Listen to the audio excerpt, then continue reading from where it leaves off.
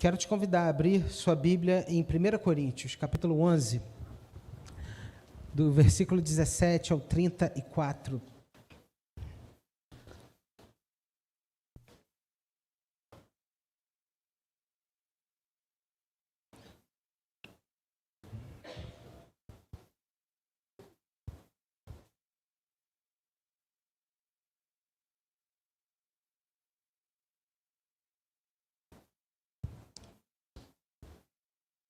Primeira Coríntios, capítulo 11, de 17 a 34.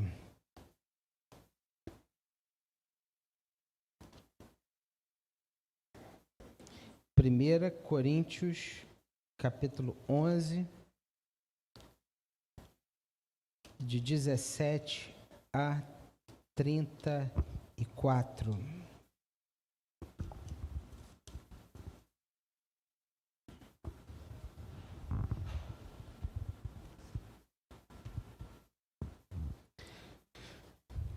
Nisto, porém, que vos prescrevo, não vos louvo, porquanto vos ajuntais não para melhor, e sim para pior. Porque, antes de tudo, estou informado haver divisões entre vós, quando vos reunis na igreja, e eu, em parte, o creio. Porque até mesmo importa que haja partidos entre vós, para que também os aprovados se tornem conhecidos em vosso meio. Quando, pois, vos reunis no mesmo lugar, não é a ceia do Senhor que comeis, porque ao comerdes, cada um toma antecipadamente a sua própria ceia, e há quem tenha fome, ao passo que há também quem se embriague.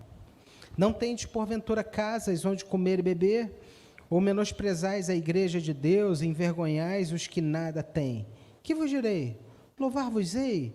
Nisto certamente não vos louvo, porque eu recebi do Senhor o que também vos entreguei, que o Senhor Jesus, na noite em que foi traído, tomou o pão e, tendo dado graças, o partiu e disse: isto é o meu corpo, que é dado por vós. Fazei isto em memória de mim.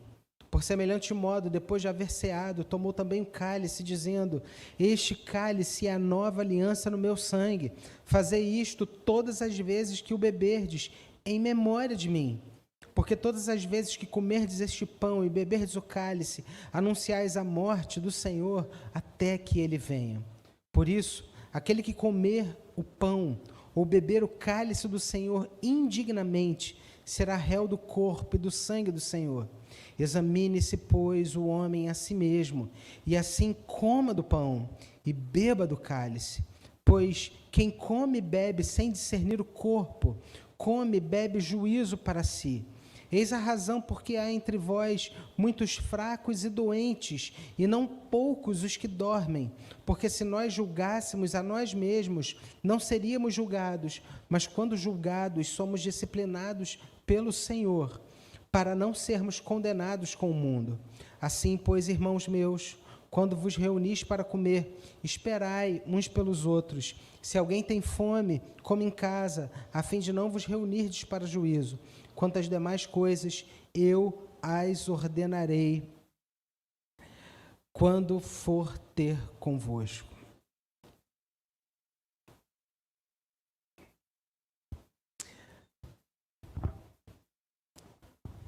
As coisas como verdadeiramente devem ser. A igreja, ela é um corpo, o corpo de Cristo, cujo o cabeça é o próprio Cristo. As coisas como verdadeiramente devem ser. A igreja, ela não é o lugar das minhas preferências pessoais e particulares. A igreja é a casa de Deus, o corpo de Cristo. A ceia, ela não é o momento da minha comunhão com Deus. A ceia é o momento em que nós, juntos, como igreja, participamos e comungamos. A ceia, ela não aponta para mim, mas ela aponta para o Senhor. que se entregou e que morreu, onde o seu corpo foi partido e o seu sangue foi vertido para nos salvar, para nos salvar. A ceia, ela é um momento onde a igreja do Senhor celebra isso. O batismo, ele é também uma expressão de que eu nasci de novo. E o batismo, ele precisa ser o que ele verdadeiramente é. O batismo, ele é um sinal visível de algo que aconteceu aqui dentro. E é também por isso que eu participo da ceia, porque a ceia, assim como o batismo, é um sacramento, um sinal visível de algo que aconteceu aqui dentro.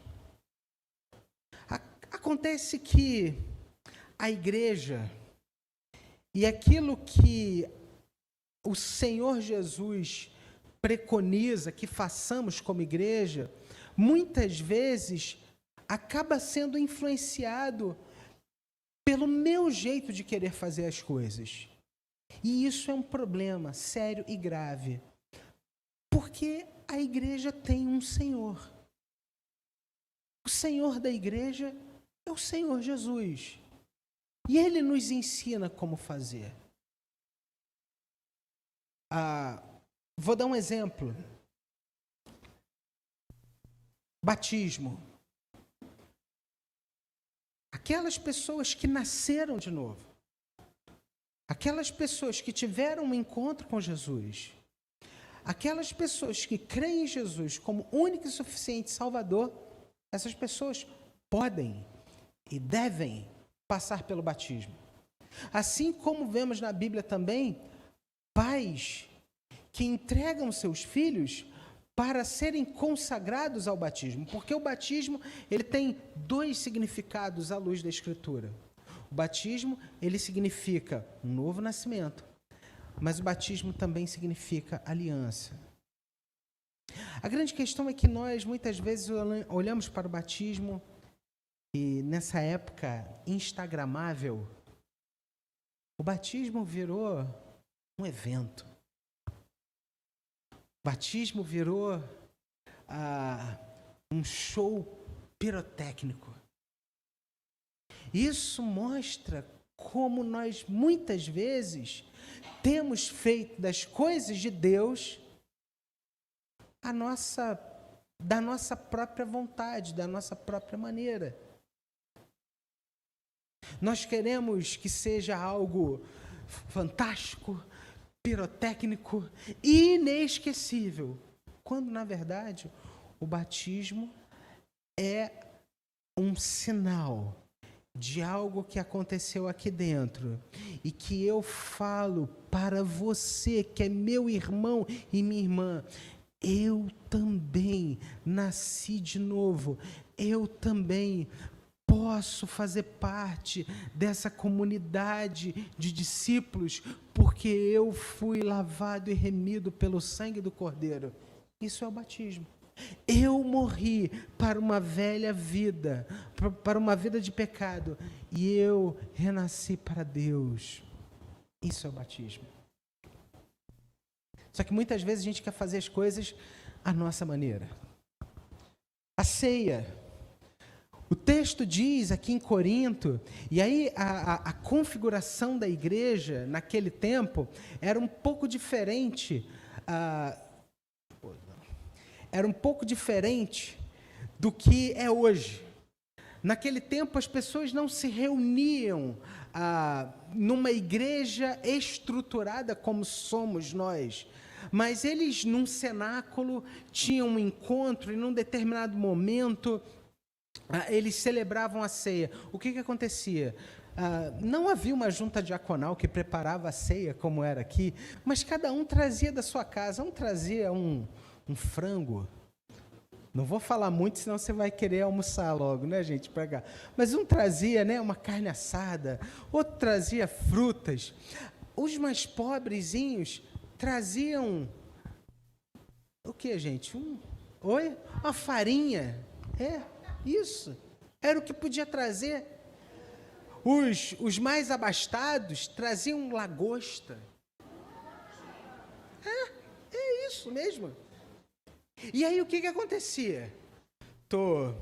Eu aqui, digamos que Odesita, Vera, sejam aqui da minha família, Viviane, mas a Soninha não é da minha família. Aí, Soninha. E aí eu falava assim, ó, Odesita, Vera, Viviane, vem logo aqui. Vamos fazer logo a nossa ceia aqui, rápido, para a gente comer o nosso camarão VG. Antes de para ninguém comer desse nosso camarão aqui. Rápido, para a Sônia não ver. Vem aqui. Gente, era isso. Não te excluí não, Soninha. Você sabe que eu te amo, viu? Mas era isso, ipsilíteres, o que acontecia. Paulo, ele fala isso aqui no texto. Ele diz, olha, vocês estão se antecipando à ceia. Vocês estão comendo antes, porque vocês não querem dividir o que vocês estão trazendo. Que ideia de igreja é essa? E nós muitas vezes queremos fazer as coisas à nossa maneira. Deixa eu aproveitar aqui. Deixa eu falar. Preste atenção. Você quer ver uma coisa que a gente faz à nossa maneira? Domingo. Vamos lá. Domingo é dia do André. Tá certo? Domingo é dia da Ritinha. Tá certo? Domingo é dia do Senhor. Ah, tá. Domingo é dia do Senhor. Você é inteligente.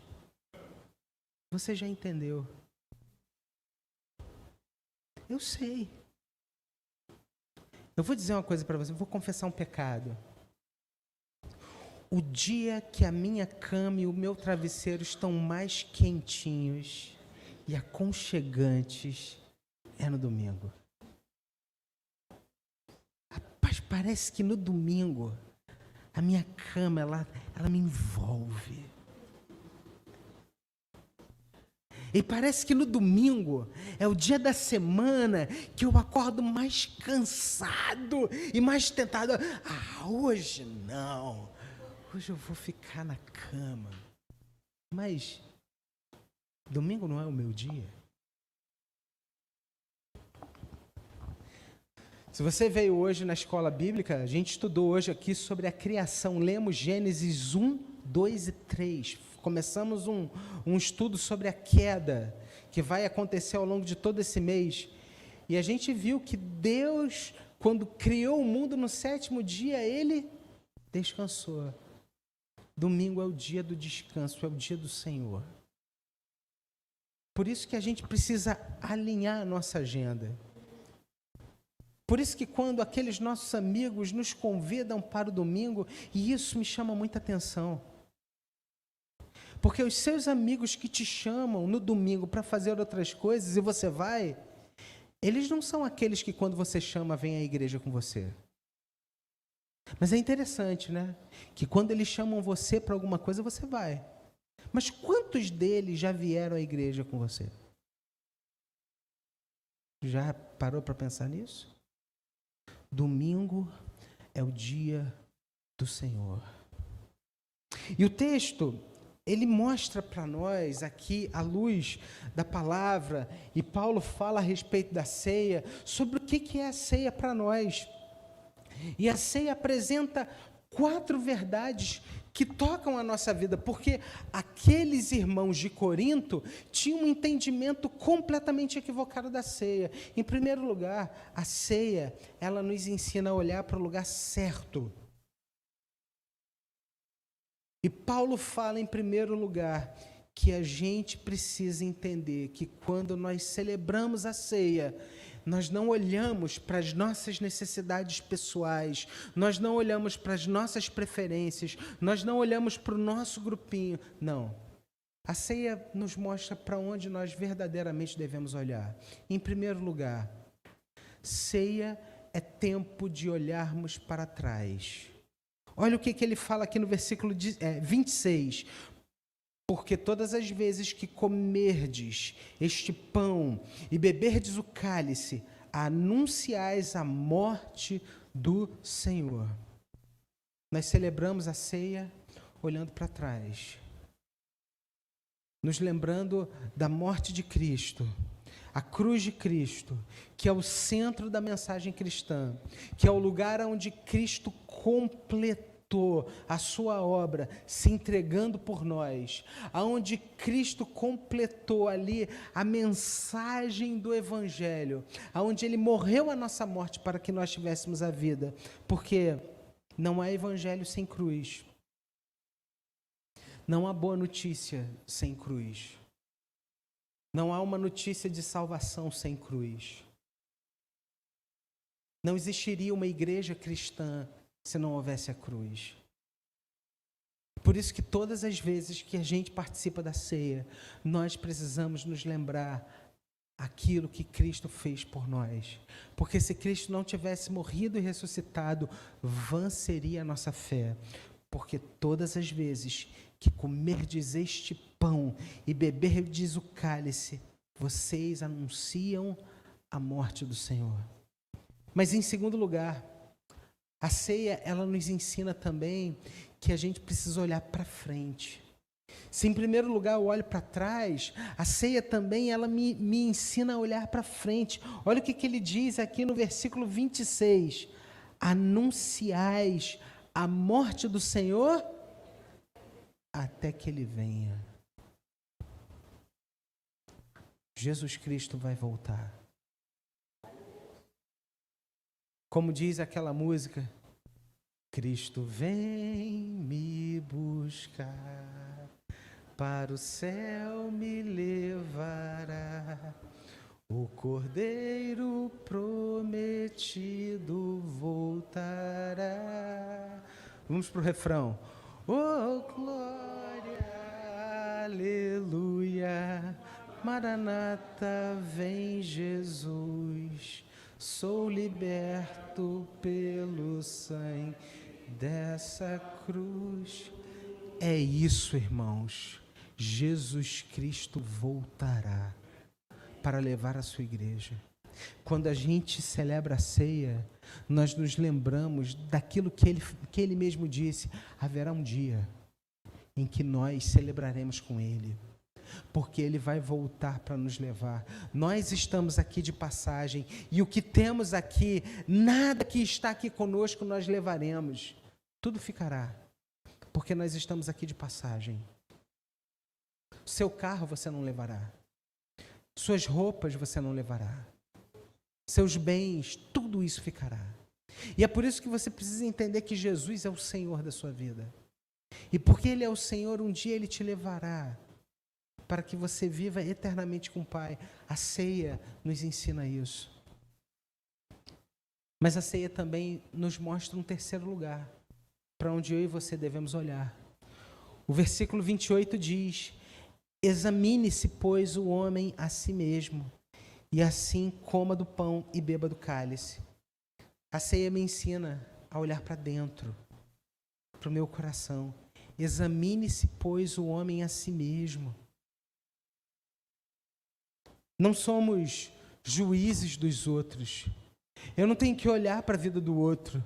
Eu não tenho que julgar o meu irmão. Eu não tenho que dizer coisas a respeito do meu irmão. Eu não tenho que imputar sobre ele determinadas coisas. Não, eu tenho que olhar para mim. Eu tenho que me autoavaliar. Eu preciso reconhecer o meu pecado. E eu posso reconhecer o meu pecado. Há aqui uma situação muito interessante, porque existem pessoas que são muito boas em apontar defeito, mas são péssimas para reconhecer defeito. Isso acontece porque, à luz do Evangelho, essa pessoa ela tem uma regra, um parâmetro de vida, onde ela não pode reconhecer a sua falha, porque é importante para ela se parecer perfeita. Porque a sua justificação está em ser uma pessoa boa. Então, admitir um erro, admitir um pecado, é algo impensável para essa pessoa. É por isso que muitas pessoas têm dificuldade em pedir perdão, falar dos seus erros, reconhecer os seus pecados. Porque falar de algo ruim, de algo que não dá certo, que está errado, é impensável. Porque é importante para essa pessoa se achar boa ou perfeita. Só que entenda, a nossa justificação não está em sermos bons ou perfeitos. A nossa justificação está em Jesus. Pelos méritos de Jesus é que hoje a ira de Deus não recai sobre nós e nós podemos dizer, nós que cremos nele, eu sou filho de Deus. Porque eu fui justificado por aquilo que Cristo fez na cruz por mim. E quando eu entendo que eu fui justificado por aquilo que Cristo fez na cruz por mim, eu posso chegar e dizer, Viviane, me perdoa. Viviane, eu errei. Eu falhei. Porque não é importante para mim, não é fundamental para mim dizer que eu não erro. Ou manter uma imagem de uma perfeição. É por isso que, à luz do Evangelho, nós vivemos uma humildade que brota do Evangelho. Lembra o que Jesus falou? Venham a mim, todos que estão cansados e sobrecarregados, eu vos aliviarei. Tomai sobre vós o meu jugo, que meu jugo é suave, meu fardo é leve. Vocês encontrarão descanso para a alma de vocês. Aprendam de mim. Eu sou humilde. A gente entende. Quando Cristo é o centro do nosso coração, a gente aprende a ser humilde de verdade. Porque não importa, não é mais importante para nós nos sentirmos maiores do que os outros. E olha o que o Evangelho nos ensina também. Que nós não somos piores. O Evangelho nos coloca no centro. Eu não sou nem bom a ponto de me achar superior do que os outros e nem inferior do que os outros. Eu sou o que o Evangelho diz que eu sou. Eu sou amado, eu sou filho, eu fui justificado, eu faço parte da família de Deus. O Evangelho coloca o nosso coração no lugar que ele verdadeiramente deve estar. Quando a mensagem do Evangelho está no centro do nosso coração, todas as áreas da nossa vida são reordenadas. É por isso que a gente precisa olhar para dentro. Examine-se, pois, o homem a si mesmo. A gente não é juiz do outro, mas nós devemos olhar para o centro do nosso coração. Será que Cristo é o centro do meu coração? Em último lugar, os versículos 33 e 34 dizem assim: assim, pois, meus irmãos, quando vos reunis para comer, esperai uns pelos outros. Se alguém tem fome, come em casa, a fim de não vos reunirdes para juízo. Quanto às demais coisas, eu as ordenarei quando for ter convosco. Olha aqui, em quarto lugar, o que Paulo está falando. Que nós precisamos também, quando participamos da ceia, olhar ao nosso redor. Esperai uns pelos outros. Está faltando alguém? Tem alguém que não está aqui, mas que deveria estar aqui?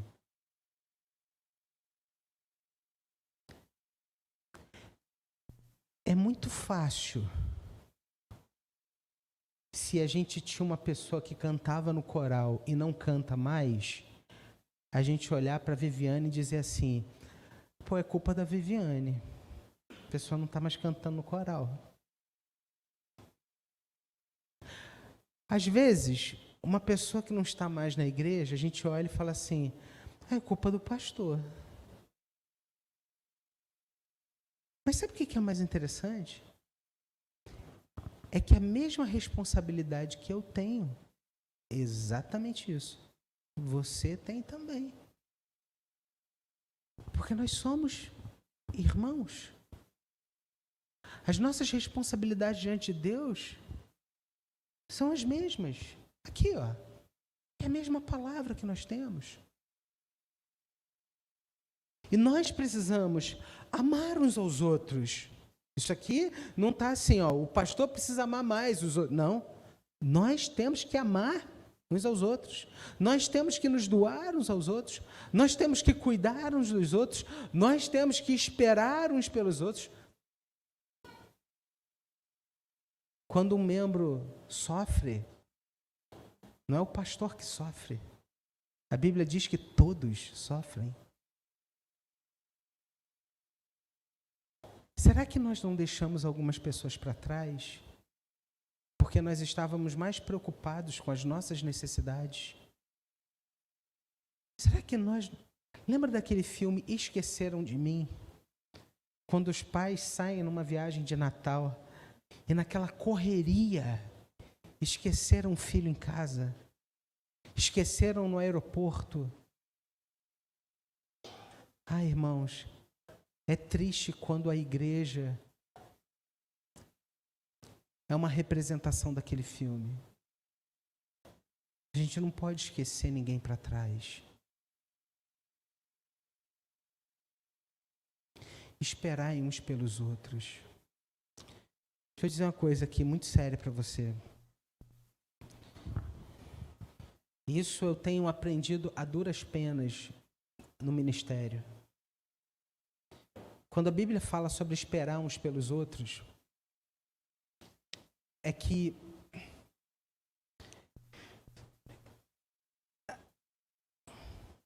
imagina uma árvore. Eu me lembro quando eu era criança, eu plantei um pezinho de feijão em casa, no algodão. Lembra? Todo dia eu ia na minha mãe e perguntava: mãe, e aí? E quando vai nascer esse negócio? Não está nascendo. Não está crescendo. Mãe, está errado. Mãe, não está nascendo. Porque eu queria que a coisa acontecesse na minha hora. É igual fruto. As pessoas dão fruto no momento que Deus falar, chegou a hora. Só que muitas vezes a gente descarta as pessoas porque elas não estão no mesmo tempo que a gente. Existem pessoas que não estão no mesmo momento que você. Por isso, continue amando. Continue sendo perseverante, longânimo. Esperai uns pelos outros. Sabe aquele seu filho que está longe? Continua amando. Continua orando. Continua investindo. Vai chegar o tempo. Nós não cremos no Senhor, que a última palavra dele, vai chegar o tempo. Que Deus nos abençoe. E que ao participarmos da ceia, a gente se lembre isso. Eu preciso olhar para trás, Jesus morreu por mim. Eu preciso olhar para frente, Jesus Cristo virá um dia para me levar. Eu preciso olhar para dentro, examinar o meu coração, como eu estou. Preciso pedir perdão ao Senhor, preciso resolver algumas coisas na minha vida, mas eu preciso também olhar ao redor e esperar uns pelos outros. Eu preciso ser uma bênção na vida da minha irmã Nilceia. Eu preciso ser uma bênção na vida da Janete. Cadê Janete? Janete chegou. Janete está aqui, Janete está aqui. Cadê Raquel? Raquel chegou. Raquel está aqui. Cadê Glauber? Glauber está ali. Sueli, cadê Sueli? Está ali atrás. Pronto. Beleza. Vamos lá. Marisa está aqui, está aqui. Pronto. Bênção. Olhar pelos outros. Olhar ao redor. Que Deus nos dê um coração sensível. Isso é ser igreja, irmãos. Isso é ser igreja. Nós nos tornamos igreja quando a gente para de olhar para o nosso próprio umbigo e olhamos para Jesus. E quando eu olho para Jesus, eu começo a olhar para o meu irmão. Hoje, não está aqui conosco nosso irmão Isaías, está no hospital. A gente precisa orar essa semana por isso. Senhor, tira o teu filho daquele hospital. Existem irmãos que sofrem hoje e que não estão aqui. Precisam ser alvo da nossa oração. Isso é ser igreja. Que Deus nos abençoe. Em nome de Jesus. Pai, nós queremos te pedir, Senhor, nos ensina, Pai, a sermos povo do Senhor, a sermos igreja do Senhor Jesus. Agora que vamos participar da mesa do Senhor,